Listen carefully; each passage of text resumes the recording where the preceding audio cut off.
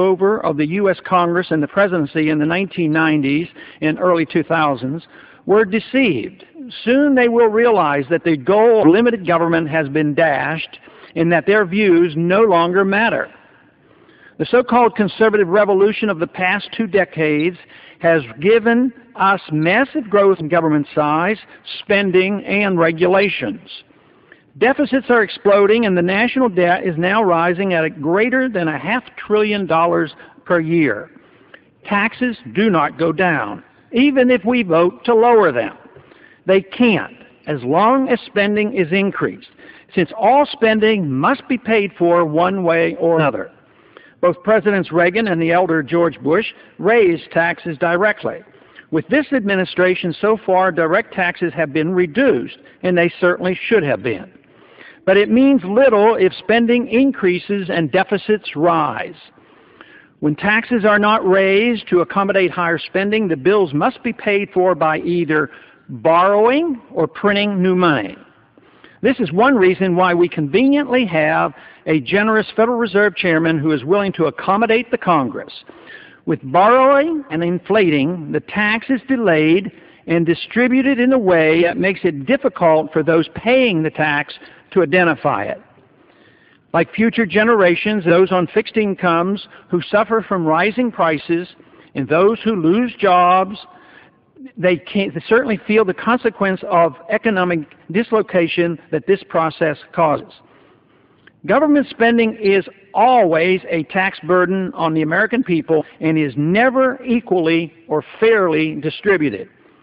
The poor and low-middle income workers always suffer the most from the deceitful tax of inflation and borrowing. Many present-day conservatives who generally argue for less government and supported the Reagan-Gingrich-Bush takeover of the federal government are now justifiably disillusioned. Although not a monolithic group, they wanted to shrink the size of government. Early in our history, the advocates of limited constitutional government recognized 2 important principles. The rule of law was crucial, and a constitutional government must derive just powers from the consent of the governed.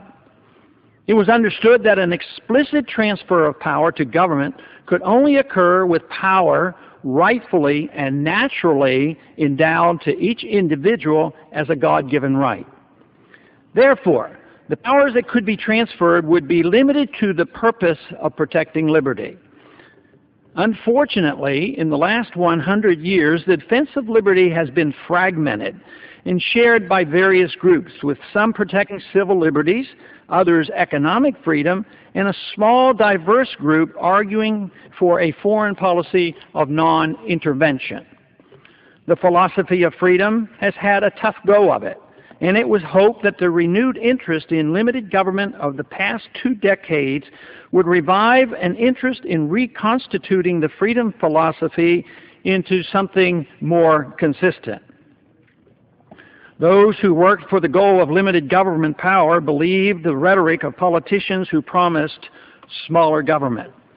Sometimes it was just plain sloppy thinking on their part, but at other times they fell victim to a deliberate distortion of a concise limited government philosophy by politicians who misled many into believing that we would see a rollback on government intrusiveness.